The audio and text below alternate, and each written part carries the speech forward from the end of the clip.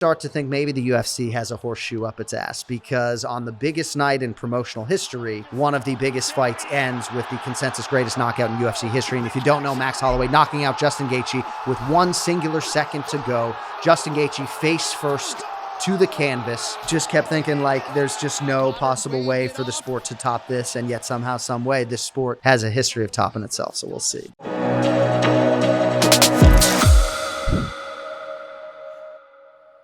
You're listening to part 2 of my amazing interview with Jon Anik, the greatest play-by-play announcer in UFC history and one of the greatest announcers in the history of professional sports.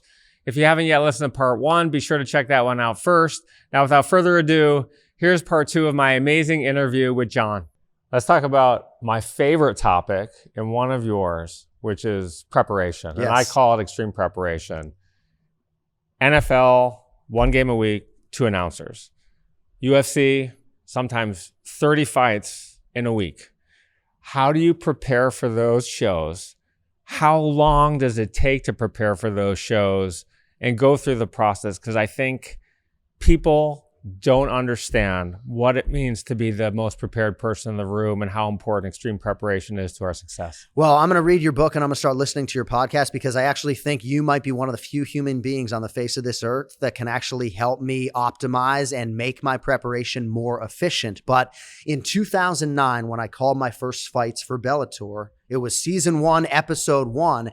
I didn't really know what the jumping off point was in terms of how to begin the research. I didn't have fighter bios necessarily at the beginning of that process. We had the internet, but even back then it wasn't as robust as it is today. So I just started making index cards and writing down what I thought would be the most important information. Now, Brian Stan, one of my former broadcast partners, said to me at one point in time, it's an open book test, right? Like, we're off camera for a lot of this exercise when we're calling fights. It's an open book test. You might as well show up with some notes. Now, the key is being able to optimize that note card to have committed enough of that stuff to memory by handwriting it in the case of my process, so that when you're live, you can be either watching the monitor or watching the octagon, and that information is not something that you have to necessarily look down at.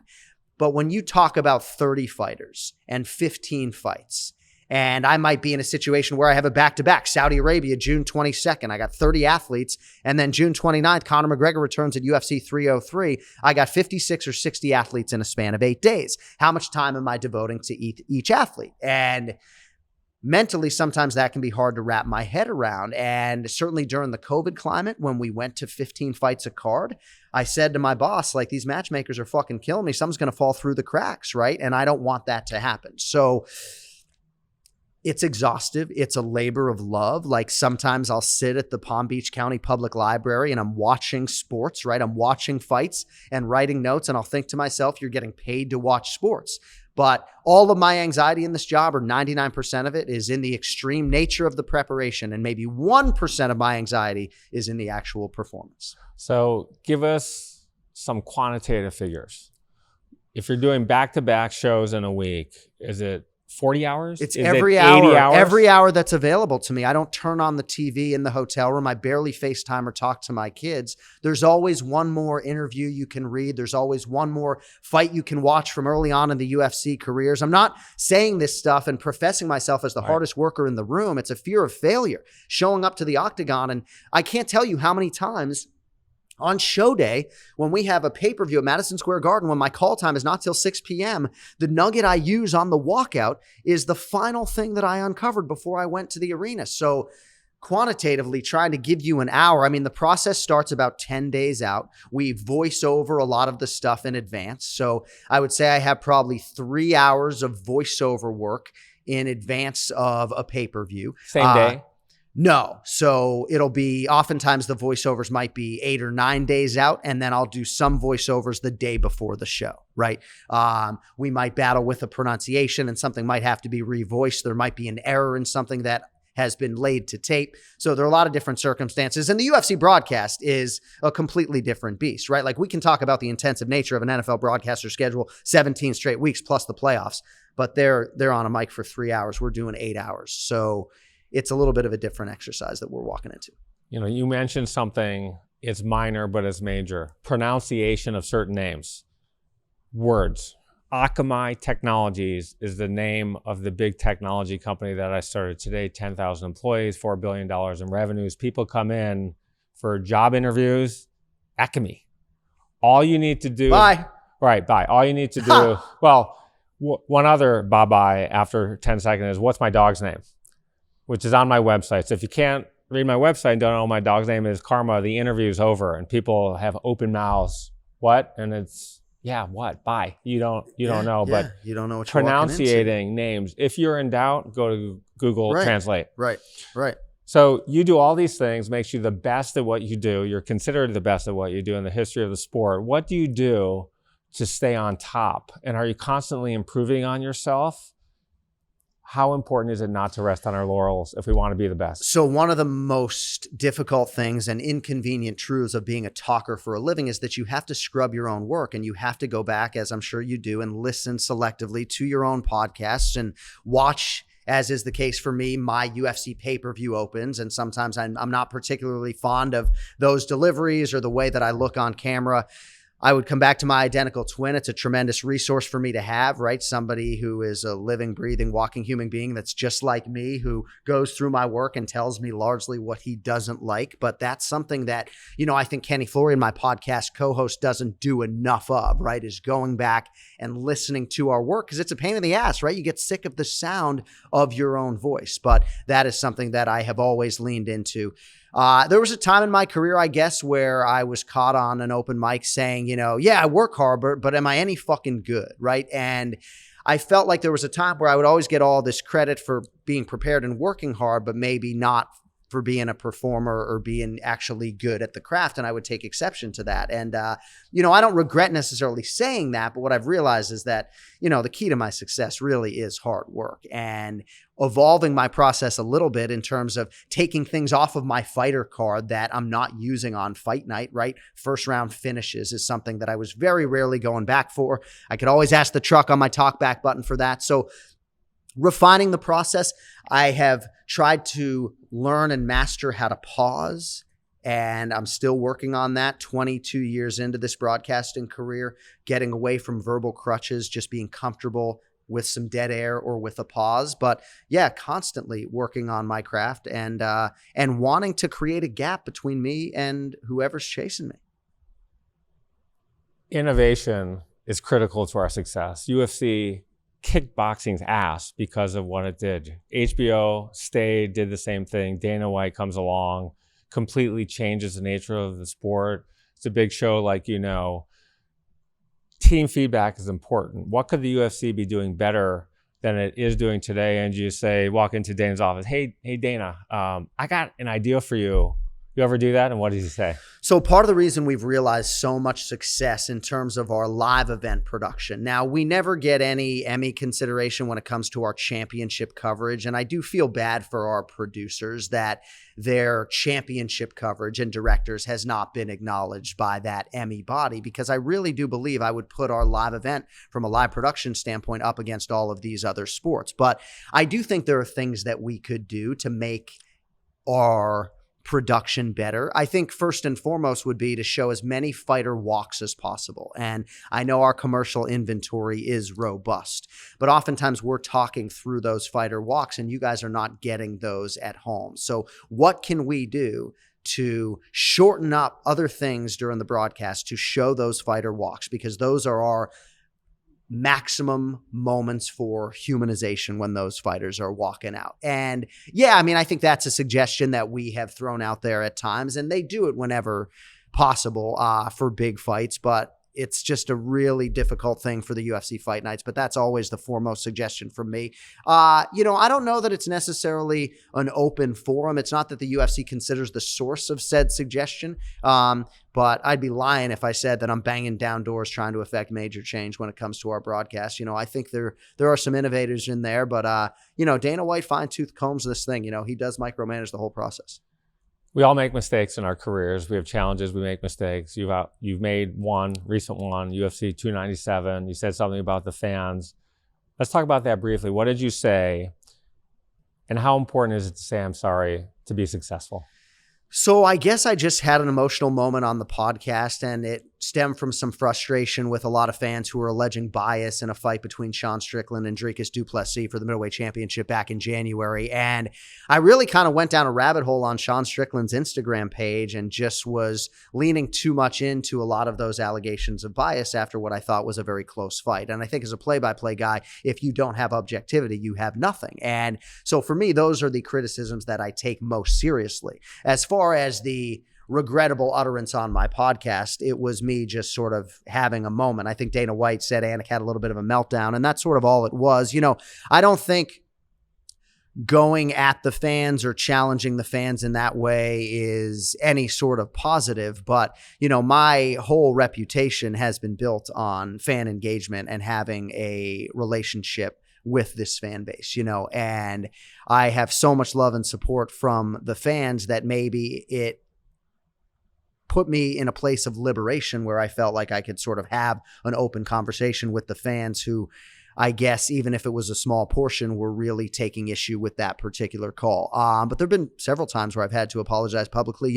I remember an instance with Michael Bisping, one of my broadcast partners, and Colby Covington several years ago. Colby Covington wins the interim championship, and I thought Michael Bisping was upstaging him on the post-fight show, and I probably should have just kept my mouth shut. And then I engaged there and I said, let's not upstage the athlete as the analyst. And then I issued a public apology to Michael Bisping, which probably put more fuel on the fire. So I'm not afraid to apologize when I think that I have stepped out of bounds. And certainly when it came to one particular utterance at the fan base this past January, I wish I could have that one back. But the result of that was that I sort of got all this love and appreciation from the rest of the fan base and the fighters. And I was not looking for more attention nor appreciation. So, maybe there was a little bit of a blessing veiled in there. But at the end of the day, it was just way more noise during a slow MMA news cycle that I could have done without. Did it feel good to say I'm sorry? Yeah, I think it always does. I don't know how your marriage is, but I apologize way more than my wife does. That's for sure. My rabbi at our wedding said the 3 most important words in a marriage is I am sorry. And boy, was that right. There you go. That was right. You're live on a mic with tens of millions of fans. Maybe I think the biggest fight, maybe even more than 100 million fans. A lot of pressure. We live in a cancel culture today. One word that's off, you could be done. How much pressure is that? Do you think about that? I try not to think about that. I think more about some health issue with my vocals that would resign me to going back to print journalism. But Tom Brady recently did an announcement with Michael Strahan. And it was Tom, I don't know if you saw this, Tom talking about his first assignment for the NFL on Fox is going to be the Cleveland Browns against the Dallas Cowboys. One of the first times in a public setting for Tom Brady as analyst. And he started talking about the Cowboys quarterback, Dak Prescott. And he said something to the effect of, we'll see if Dak Prescott can finally break through. And you are heretofore, Tommy, going to be judged on every single utterance. And even though what Tom was implying is we'll see if Dak can finally get over the hump and win a Super Bowl. Right. But the line itself is suggestive that Dak really hasn't done a whole lot of anything. And it was particularly critical. Now, Tom Brady is paid to be critical. But the lesson is you're going to be judged on every single utterance. And you have to just be very careful, but you also have to recognize that. And you can't not be critical for fear that your contemporaries or athletes are going to take issue with those words. So I try to not think too much about that. But my personality is such that I do walk right up to that line and try not to cross it, right? You can Google Jon Anik 209 tattoo if you really want to, right? But there are definitely times where my personality maybe puts me in jeopardy of having, my career canceled or, getting on my boss's radar. But I also am who I am. And, I haven't always been like a fall in line guy. So for those people who don't know, tell us about the lost bet and the tattoo. Well, it's not a lost bet necessarily, right? It's a tattoo that I wanted, right? Like if you really know the story, Nick Diaz was my favorite fighter and I was trying to bring attention to my podcast. Nate Diaz was fighting Conor McGregor on like 2 weeks notice. And so I called Kenny Florian and I thought, maybe I'll do a tattoo bet. There was the second tattoo bet I had done on my podcast. And I said, if Nate comes out of vacation in Cabo and beats Conor McGregor this weekend, I'll get a 209 tattoo on my arm. It'll bring attention to the podcast, and also a good way for me to sort of honor the Diaz brothers if it happens, because I related to those guys. I really like Nick. I would always tell people Nick Diaz was my favorite fighter when I was first getting into mixed martial arts. But what happened was during fight week, before the fight had happened, somehow, some way, I was the number 2 guy. I wasn't calling the pay-per-view. I wasn't covering the live event, but my comments got on Nate Diaz's radar. And so he went on a hot mic and he went on social media and just said, what the hell is Jon doing? And then my bosses, it got on their radar. And then Nate ends up winning the fight. And at that point in time, once Nate was upset, I was getting the tattoo win or lose out of respect, right? Nate wins the fight. And he closes out the UFC press conference by saying, if Jon Anik doesn't get that 209 tattoo, I'm going to whip his little ass. So about a year ago, I actually showed my daughters that clip and explained to them the sort of backstory of it. But I've done probably 4 or 5 tattoo bets on my podcast. I would never do a tattoo bet for something that I wasn't comfortable having emblazoned on my body for the rest of my life, And so this is the one we have. And the other tattoo bets haven't come in. But I assure you this will not be the last tattoo bet nor the last tattoo that I get. What's it like working with Joe Rogan?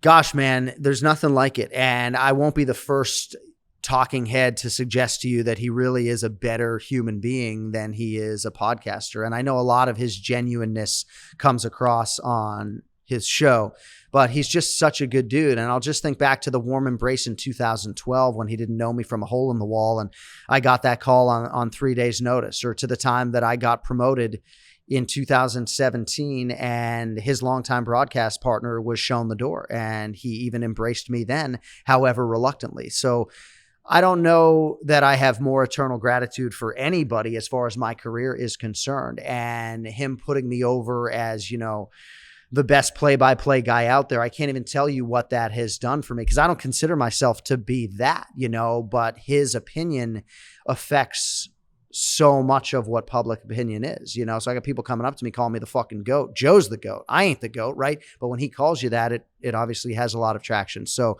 there's nothing like his dynamicism in a broadcast booth.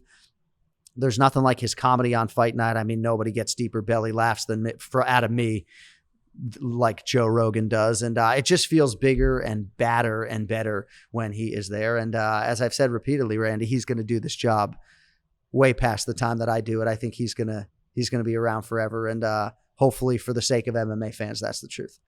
We all meet incredible people in our life, maybe 3 or 4 or 5 max. We think that person is just one of the greatest people I've ever met. They're generous, they're loyal, they do things that most people wouldn't do. How amazing is Dana White? He's unbelievable, and when I say this, I hope it doesn't fall on deaf ears. Mixed martial arts would probably cease to exist in this country without UFC CEO Dana White and the Fertittas buying the UFC. Mixed martial arts is so big in this country right now, potentially having closed into that top 4 with respect to the NHL as a mainstream top 4 sport in this country. So a lot of people might scoff when you say it wouldn't exist without Dana, but he was so bullish on the sport, they bought the UFC and just continued to pour money into a sport that they thought could be the greatest spectacle in professional sports. So I don't know that there's any greater compliment I could give the man. And then I would go to the global pandemic setting when we were all willing to somehow, some way get to Lemoore, California with masks on and rental cars and small airplanes and everything else, because we would go through a brick wall for that guy. I mean, his staff is so loyal because he has been so loyal to that staff. So when he wanted to be the only show in town during a global pandemic, even though I might have had some trepidation, I wanted to be that guy for that guy. So even though at times we butted heads, even though he rode me really hard early on, I do think, even though I respond to different leadership styles, I respond to his sort of tough love, hardened leadership style, and I feel like I've earned his respect. It's one thing to be a great boss and to give people credit for what they built, because I think you're right. UFC, mixed martial arts would not be here today, but for him, it was an unloved, unproven, violent sport. Yeah. People thought it was a bunch of animals in the sport. 1993, they were nearly going bankrupt. But talk about how incredible Dana is as a human being.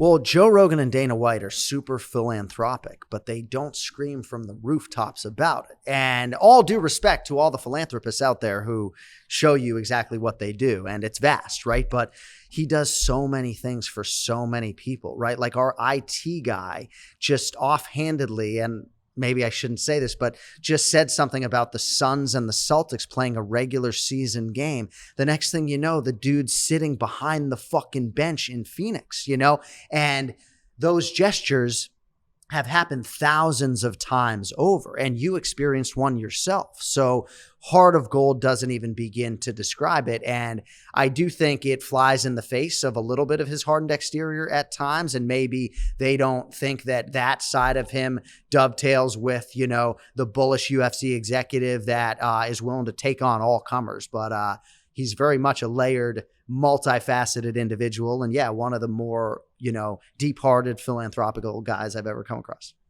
For those people listening and watching the show today, if you haven't checked out my pod with Dana, he does tear up a little bit, and I did make Dana cry at the Grand Ballroom at the Bellagio Hotel for the Scale Conference. Hopefully we'll be able to put that video up as well.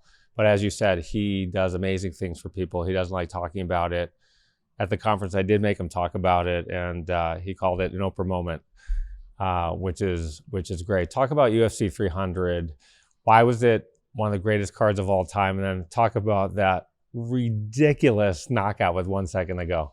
I don't even know where to begin. I probably cussed enough today. But if you think back to UFC 200 in 2016, I don't know where you were, but probably in a decidedly different place than 2024. I mean, I wasn't calling UFC 200. Right. I was in the building. But these milestone events, and I could sit here and suggest to you that UFC 303, headlined by Conor McGregor here in a few weeks, is a monumental event in its own right. But UFC 400 is going to be in 2032. So these things happen every 8 years. So you can hope that the calendar aligns perfectly and you can have all this star power and your athletes can stay healthy and you can line up this perfect fight card. But you never know if it's going to stay together. And then the date finally materializes and you hope that the fight card delivers, but you just never know. And then you put together a BMF title fight between Justin Gaethje and Max Holloway, and you feel like it is the most bulletproof piece of matchmaking that you've ever put together. You know that fight's going to entertain. And then you start to think maybe the UFC has a horseshoe up its ass, because on the biggest night in promotional history, one of the biggest fights ends with the consensus greatest knockout in UFC history. And if you don't know, Max Holloway knocking out Justin Gaethje with 1 singular second to go. Justin Gaethje face first to the canvas. And I think back to so many things at UFC 300, like just hitting the talkback button to the truck and the producers being like, are you guys kidding me? Like, how good are you kidding me? Like, you just can't draw it up any better. And I just kept thinking, like, there's just no possible way for the sport to top this. And yet somehow, some way, this sport has a history of topping itself. So we'll see. But I don't think that moment gets topped anytime soon. For all the fans out there who haven't seen the knockout, it's on YouTube, the video. And your reaction and Joe Rogan's reaction was unbelievable. Yeah, well, it was incredible. I'm thinking in that moment about the call as much as anything else. But when something like that happens so late in the fight, it's an out-of-body experience a little bit. I've oftentimes talked about how I don't always control my diaphragm properly when I'm breathing, so I am on the cusp of passing out potentially, and I do start to see stars. But at that point in time, yes, it's UFC 300. Yes, it's for the BMF title, but with 1 second to go, had to somehow be hammered home. And you do hope, by the way, as the play-by-play guy, you're cheating the clock, looking at the clock, you hope that the record will dovetail with the call and it won't be at 4:58 or with 2 seconds to go, right? So, but to me, I saw 4:59 or I saw 0:01 and I was like, dude, like it was 1 second to go. It wasn't 3, it wasn't 2. So twice in the call, we do reference 1 second to go. And thankfully we got the call right. But in that moment, right, I remember early on in my career, like I was reluctant to just hammer through, maybe fearful to steamroll Joe Rogan or Daniel Cormier. And now, obviously, this deep in, it's like, I got to go. I got to finish that championship call come hell or high water. And, if there's a little bit of a traffic jam, so be it. But, dude, it was absolutely insane. Just complete pandemonium. I interviewed Dana for my show 2 days before, which was incredible timing. And then my wife and I went to UFC 300. Oh, wow. We were in Vegas for the show. So we're with some friends at a 3:30 dinner. They work for Bill Foley, who owns the Knights, and they're, of course, in a bunker box. And we're waiting for 2 extra tickets that people don't show. And we're like, man, it didn't come through. So with maybe 2 hours before the fight, we just said, fuck it. We went online. We paid $2,500 a ticket for great seats. It was great. That is so incredible. Good, by the way. It's so good, right? I mean, the most I've ever spent for a sporting ticket in my life, $4,500 to see the Patriots play the Rams in the Super Bowl in Atlanta, Georgia. It's the best money I've ever spent. That's so great that you guys did that. It was awesome. You're 45 years old. Your contract expires in 2006. You've talked about you want to maybe be play-by-play for football, NFL. Your dream job maybe is be the daily announcer for the Boston Red Sox. What's next for you? So it's crazy to think that at the end of this contract in 2026, I'll be 15 years in. And to think that I've spent so much more time with the UFC than I did at ESPN back in the day, even though we are on ESPN right now. I think for an American football fan like me, there's always going to be part of me that wants to scratch that itch and prove to myself and my family and my supporters that I can call NFL football and realize success, not only at the highest level of my craft, but in the sport that is the most ubiquitously viewed in the United States of America. So I don't know that the NFL itch is ever going to go away with any sort of ointment, but I have the job that I want. And I don't know that any live event is going to be as exciting for me to call as a UFC pay-per-view. I think most of these other events are going to pale in comparison. And even when maybe I had some wayward comments about the fans back in January, Joe Rogan texted me immediately and said, don't leave for a less exciting sport, and most of the sports are less exciting. But I also am largely focused on, as trite as it sounds, earning this seat for every show, and making sure that, they don't want to give the number 2 or number 3 guy an opportunity to do a pay-per-view because they think they'd be losing too much, Like I want, even though I never tuned in for announcers, to keep hearing from UFC fans who say they tune in for me and that it's a worse experience when I'm not there. So I have the job that I want. If I'm a betting man, I would say I probably don't call an NFL game and I re-sign with the UFC. And this is what I do until the voice goes out. But having done major college football on the national level, I'd be lying if I said I wouldn't dream of, gracing a Detroit Lions, Minnesota Vikings booth before it's all said and done. That's awesome. Before I conclude today, I want to finish my podcast with some open-ended questions. I call this part of my show, Fill in the Blank to Excellence. You ready to play? Yes. The biggest lesson I've learned in my life is?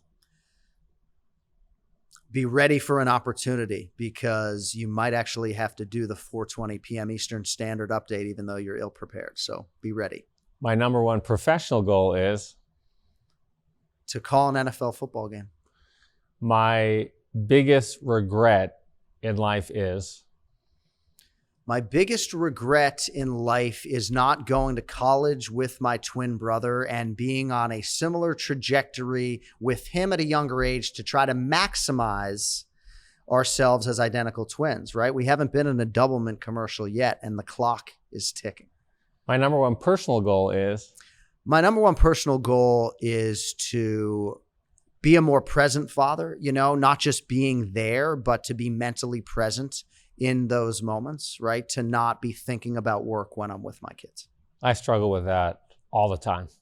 And it's part of being, I hate to say being successful, but to being obsessive about what you're doing and wanting to be the best and always thinking there's more I could be doing. But as my kids get older, and you'll see this with your kids as well, the funnel to spend more time with them gets less and less. Right. And it happens so fast. Right. When they get to be 16 years old, they want to hang out with you. Well, really at 14. And then each year it gets less and less. And then when they go to college, you really don't see them anymore. But I think it's something I struggle with and I'm working on very, very hard. Yeah. No, I feel like my daughters even right now lean on me for things that they will be leaning on boyfriends for in the not too distant future. Where are you guys? I'm getting fucking tired. Yeah. My biggest fear in life is? Other than heights, I think it's failure and just having a bad broadcast and having Joe Rogan ask me, hey, which neck fusion surgery did Brian Kelleher get? And this is the one time this has happened. I said, you know what, Joe, I don't have that answer for you. So my purpose in life is? My purpose in life is to create successful children and to allow people through my professional work to have some sort of escapism from just how difficult life is. And even though I used to work with special needs kids and I think really affected lives in a more profound way, I do think that we affect a lot of lives with the work that we do, even in a recreational way. And, I do feel purposive, I guess, about that.